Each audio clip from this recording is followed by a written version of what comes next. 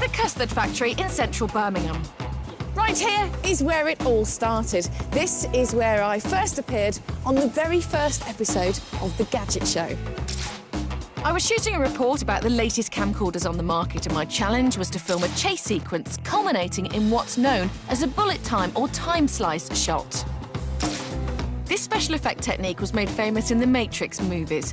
It's where time appears to stand still and the camera swoops around the subject, creating a very dynamic visual experience. It's achieved by using a whole row of cameras, all shooting the action from a slightly different angle. Edit all the different angles together and you have a stunning effect. It was pioneered by British filmmaker Tim Macmillan, and these days his company, Time Slice Films, have perfected the technique, and it now gets used in everything from natural history documentaries to game shows. 6 years ago, when we tried to shoot our own bullet time, we used a whole mishmash of cameras, anything we could lay our hands on, all sporting different lenses, different size sensors and different recording formats. The end result was, well, rubbish. Absolute rubbish. The different camera shots just didn't match. Not so much bullet time as bullet crime. So, for my 150th birthday celebration challenge, I'm going to reshoot the chase sequence to see if over the last 6 years, gadgets have improved enough for me to make a really cool bullet time shot. So, having squeezed back into my faithful catsuit, I got down to shooting the chase sequence that would lead up to the climactic special effect. Now, here's something that I couldn't do 6 years ago. I'm shooting this part, thank you, of the chase sequence on a digital SLR camera. I was using the new Canon 7D, a brilliant 18-megapixel top-flight DSLR camera. And the genius bit for me is that it records very high-quality video. So good that it's now regularly used by professional promo and commercial directors. This camera shoots at full 1080p HD video on a compact flash card, and each clip can be up to 12 minutes long. We're not going to need 12 minutes for this, but let's go again. The footage I was getting was fantastic. In fact, the only tricky bit was running it down in big heels. OK, let's check it back. Yeah, OK, got it. Right, that's all the running around stuff shot, thank goodness. Now it's time for the biggie. It's time to shoot bullet time. And the first problem I faced was what cameras to use. To get a sequence anywhere near as good as this, I definitely need identical cameras, and something like 60 of them. I reckon my best chance of getting anywhere near 60 cameras of the same make is to go for these Flip Ultras. The Flip Ultra HD is a brilliant pocket point-and shooter and is as ubiquitous a camcorder as there's ever been. They're really popular. I know loads of people who have got one. And the other great thing is, to get as many people as I can here today, I've been able to utilise another major development in gadgets and tech: social networking.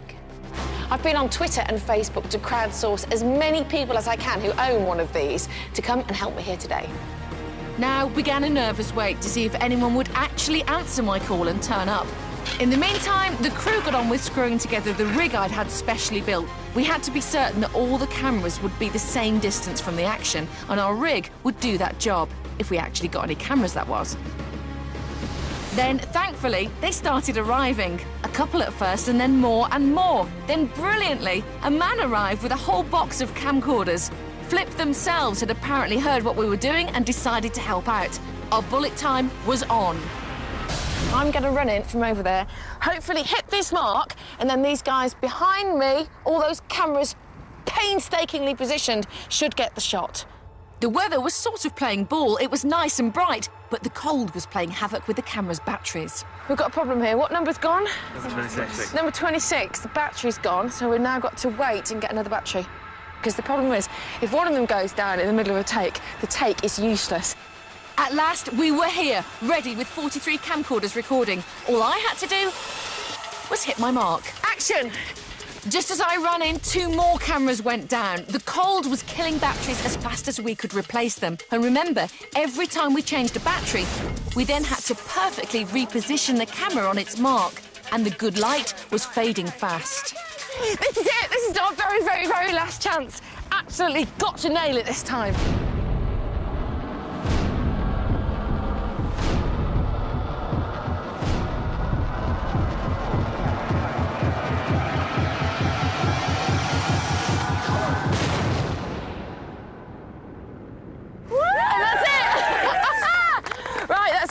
thank you so much. I wonder whether we did it. That was amazing. Yeah. The question is, where's the finished product? Does it work? Well, I don't know if it works because I haven't seen it yet, because can you even imagine how difficult this has been to edit? You've got to match every single frame of every single camera to get, otherwise the hair's out of place. Whatever! And it's Press taken play. ages. Look, Press to the play match button. every single frame of every We wanna single see it. camera. Let's see Thank you, it, John. please. Oh, you're going. OK, here it goes. 15 seconds of action. Nice action. Nice action. Nice action. Thanks, boys. Oh. Good. Here it comes. Good shot there. This is it.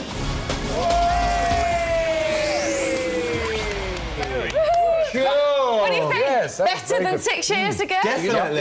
It's in Much another more accurate. hemisphere. Yeah. That's an extraordinary improvement. Hey, listen, do you want to see it again even slower so you can yes. see it sort of jumping? Yeah. OK, here we go.